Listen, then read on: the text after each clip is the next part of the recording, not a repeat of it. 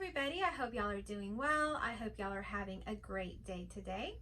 So today I thought that we would talk about the topic of, are you truly liberated or are you faking it?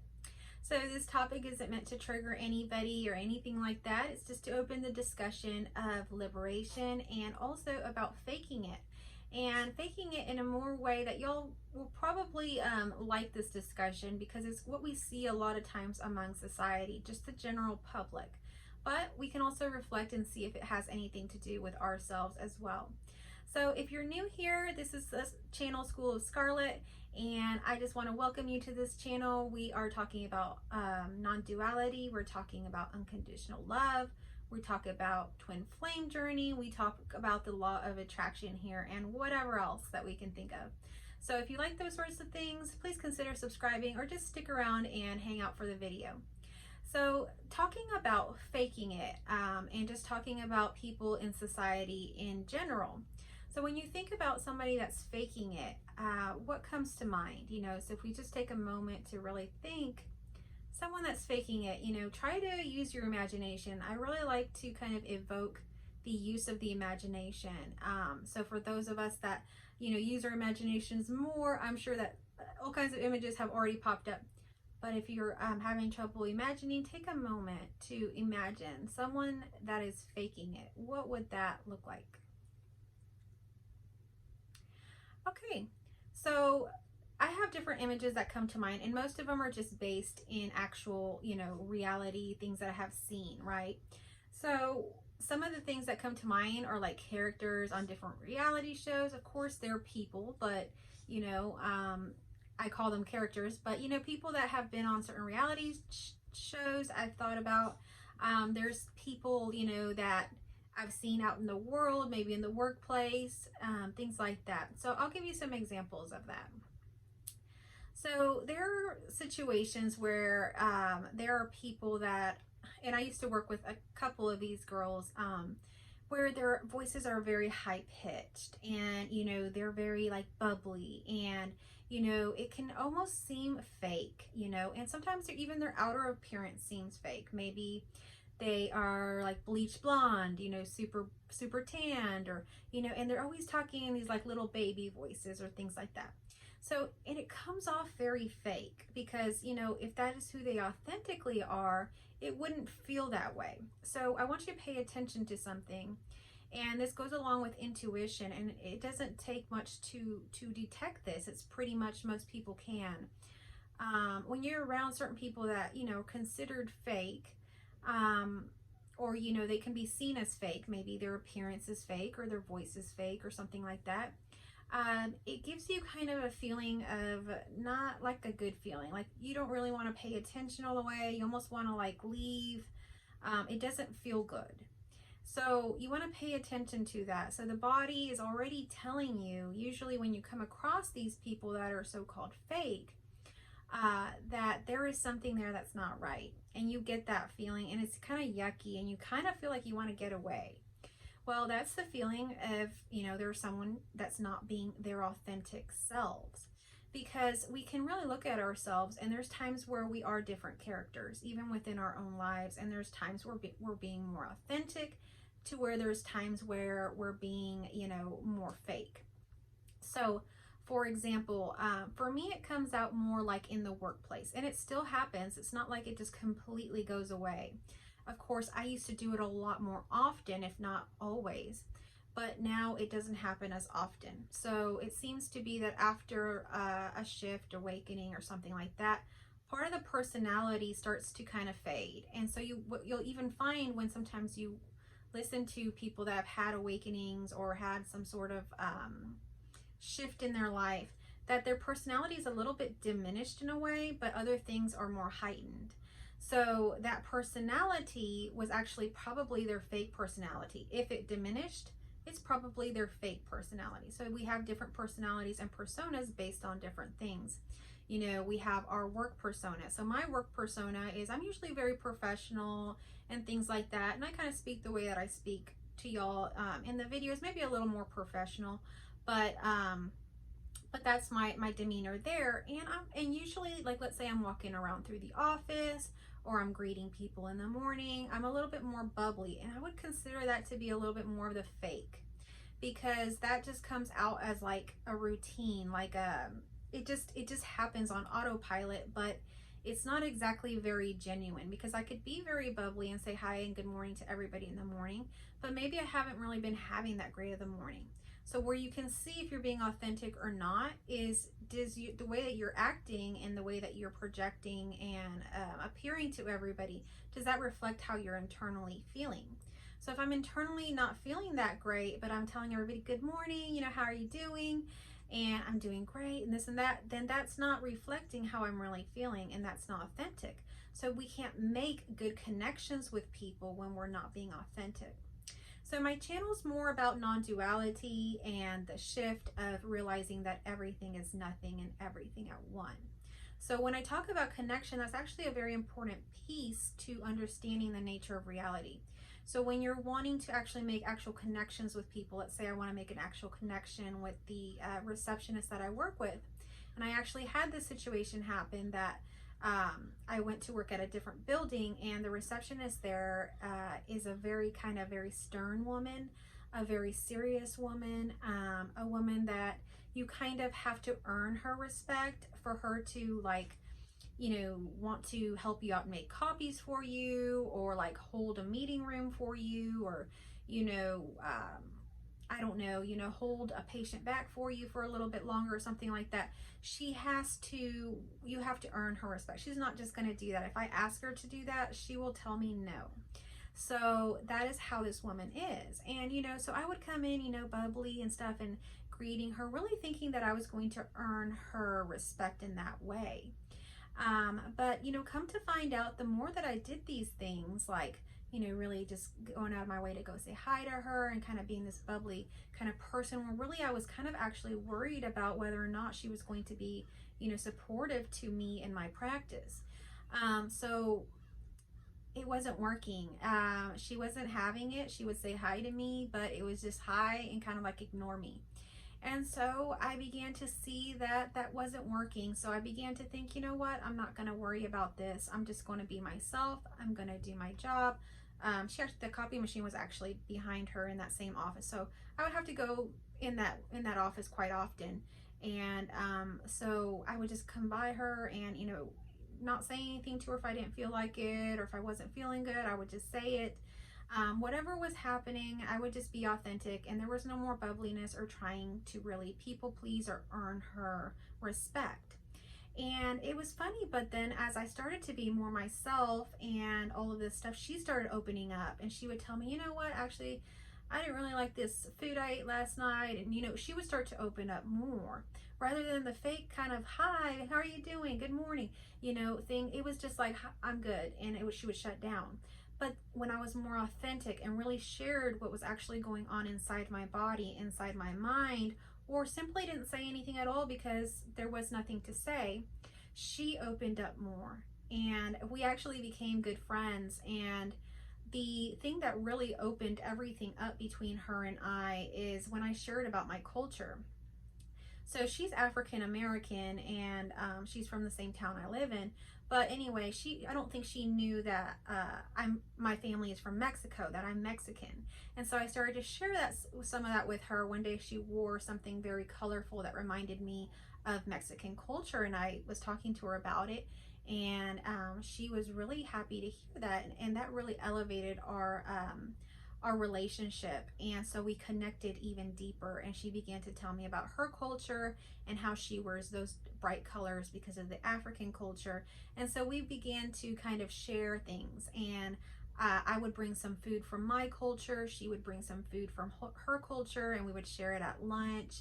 And I would bring her I had some earrings from Mexico that were very colorful and kind of went along with the African, and she would mix and match the African and the Mexican together and wear those things and tell people about it. So we developed a deeper and deeper relationship.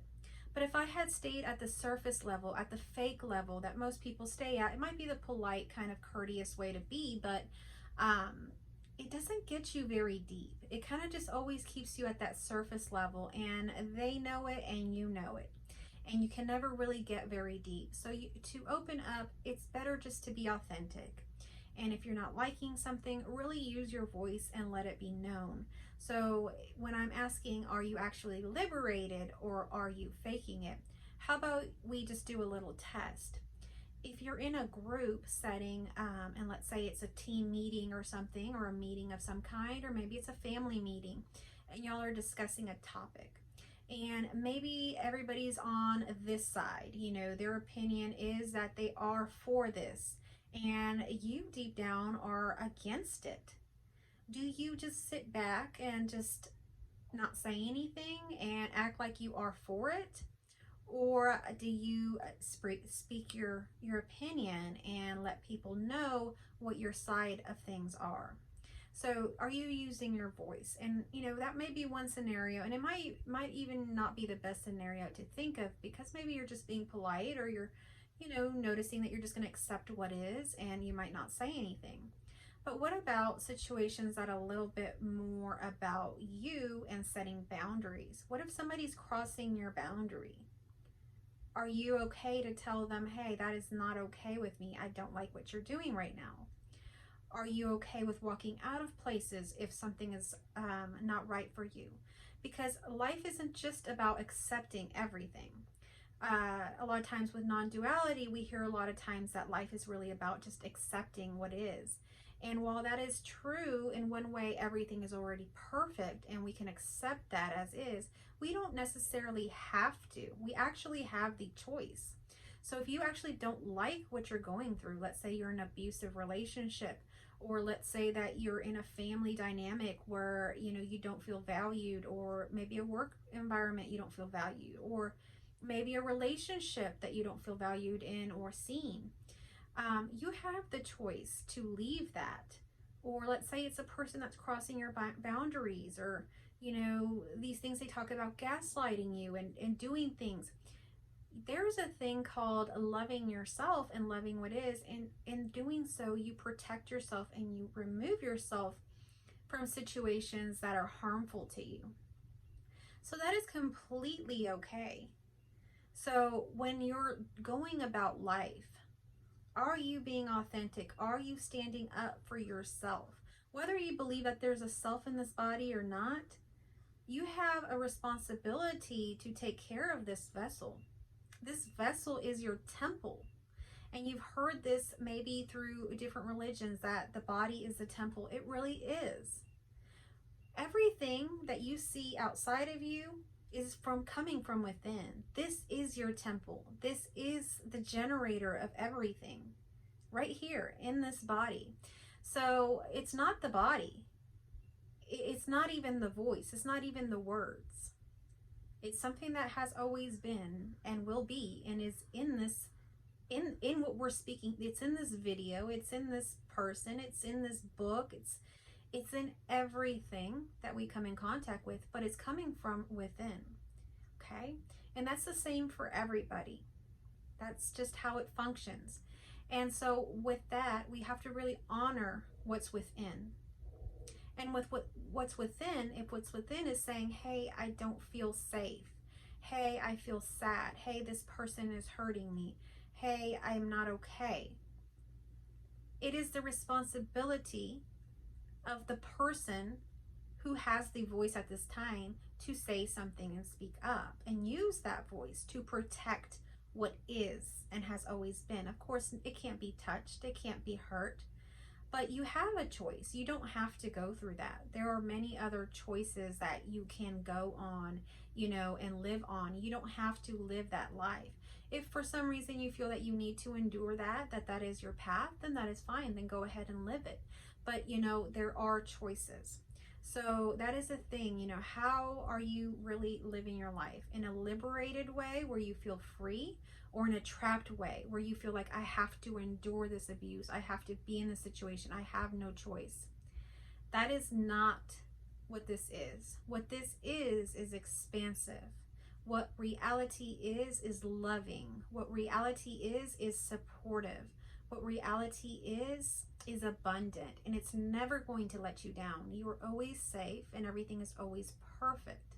So if you happen to not feel safe along one of these timelines or roads of life, choose something different and you can have that. So we can encounter a timeline where we are not safe, where there's danger all around us. We can choose something different when we go within. So that's the difference between someone who is liberated to someone who is faking it. Someone that's liberated knows they have choices, knows they have power, and they don't let themselves be walked on. They're not a doormat. They speak up for themselves. They speak up for others. They protect themselves. They protect others. Not that anybody was going to really get harmed or anything's really happening because this is an illusion, but because that is love. And what reality is and what it's highly powered by, the highest power, is unconditional love. If you want to know how to use unconditional love, it is a very, very high responsibility. It's not something that everybody can access. And that's why most religions, most religious figures, people in history have kept these teachings very sacred and hidden. Okay, so unconditional love can actually change and transform anything. It can change and transform fakeness in an instant. And I'm going to go into that next. But if you're interested in learning about unconditional love, I do have an unconditional love course, and we are getting started here in August. So very soon we will be starting our first course. Now this course has already been tried and true through some of my patients that I have for my counseling practice. I have 2 spots available still in that container for that, and then we will redo the next coaching session at a later time. So that is still available if you would like it. So anyhow, I wanted to kind of go back into talking about fakeness. So fakeness can appear in those like high-pitched voices, and in males it can appear in those kind of very powerful, stern kind of. Have you ever, and this is an example, so I come from a family that I kind of married into half of the family as Pentecostals. And I wasn't very familiar with this denomination, but you know, I've learned it now over time. But anyway, every so often they have speakers, and you know, in that denomination, only men can be the speakers or pastors. Okay, so we've had different ones come in, but 2 of them in specific, they started speaking, and instantly I really couldn't listen because they were so fake in their voice. They came off very powerful, you know, but yet it was very fake. And you can listen to some of these pastors if you want. For an example, just look up churches or something like that, and listen to different pastors at different churches. And you'll notice that some of them you'll actually listen to, whether you believe what they're saying or not. Some of them you'll actually listen to because they're speaking with a more authentic voice. Their voice has a little bit more calmness in it, has a little bit more breath in it, is even maybe a little bit, for females, a little bit deeper, and for males a little bit kind of more stable. Okay, so that you will notice, and so it'll begin to feel good to listen to that. Whether you believe it or not, you'll actually listen to someone who's speaking more authentically from their heart. Whereas someone who's speaking in a more fake way, for whatever reason that they're being fake, you'll notice it right offhand. And I've noticed that, especially I can just distinctly remember these 2 preachers.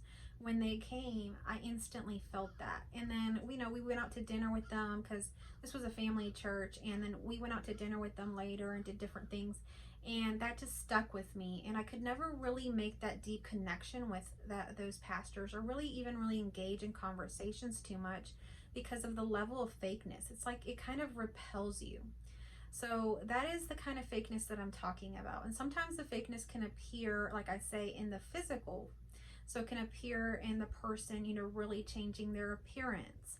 It can appear in the person really changing something about themselves, right? So they're very, you know, not themselves. And it really isn't like in a way that's abnormal, you know, that's you can admire. Like some people, they are very stylish, and sometimes they'll wear very beautiful pieces, and you're like, wow, and you can see it just goes with them. It's something that looks very natural on them. Whereas some people wear or do different things to themselves and it just doesn't look natural. It immediately just screams fake. So that's the difference. You know, someone could be actually very wearing a lot of fake things, having maybe a lot of artificial hair colors and things, but can be very authentic because you can just tell that's who they are. Whereas someone else could be very fake and they're just screaming fake. You can't even tell who they are. You don't know who they are. And because of that, it can be very kind of alarming to the person. That's one of the reasons, just that subconsciously, we don't like to engage with those people too much. Although those people can infiltrate little groups, or they can start little groups or become little cliques, because sometimes they appear very shiny and they appear very nice. And so these fake characters sometimes will get involved with them, will want to hang out with them, will be around them for some reason. They are just part of a clique or part of a group of friends or something. And what you'll notice is that in these groups, sometimes the fakeness begins to become contagious. So that one fake friend will begin to kind of give the other fake friends, or I mean the other friends will begin to kind of act like that one fake friend. And then before you know it, you'll be acting like that person. And it can still happen even after a shift. So it's important to be aware of how you're acting. Is it your authentic self, or has something just taken over the program? What's going on, you know? So you have to be kind of aware of what's happening and how you're making decisions and how you're acting. And as soon as you detect fakeness within yourself, or that something has just taken over the program, this is grace. You can immediately reroute, just like GPS, you know, rerouting. You can reroute yourself to your authentic self. So maybe you find yourself all of a sudden being like fake and like acting like this person or that person. You just stop, pause, take a breath, and restart with your authentic self. So that's all you have to do. So I just wanted to share a little bit about the fakeness and the liberated self. There is differences. The liberated self is itself, is its authentic self. The fake self puts on personas, personalities, shows, all these things to gain attention. The authentic self sometimes diminishes its personality. Sometimes is more humble and uplifts others. Isn't so focused on the self, where the fake persona is very, very focused on the self and always talking about itself and kind of wanting a buy-in on that. You know, they see that as their power, whereas the authentic self sees being authentic as its power. So there's just differences there, and this is just like kind of a little subtle introduction into that, but I really wanted to kind of talk about that topic, and we'll expand more and more on these topics as we go more and more into them on videos. So if you like this video, just give me a thumbs up on there. If you're new here and you like this sort of content, think about subscribing to my channel. I would love to have you here. And I really hope that all of you will tap into your authentic selves and let that shine, because it's beautiful, and that's what creates the connections. That's what connects us all, bonds us all, because we are essentially all one and essentially all nothing. But in this nothingness, when we're one, it's beautiful, it's love. And so I wish that love to come into your heart, into your life, and that you begin to make more and more connections, because it is a lot of fun to make those connections, and it can be a little scary to open up to people and really be ourselves. But when we do that, we realize that others have those same authentic feelings. They just haven't been sharing them either. So be raw, be open, be yourself. It's beautiful. Thanks so much for watching, and I hope y'all have a good rest of y'all's day.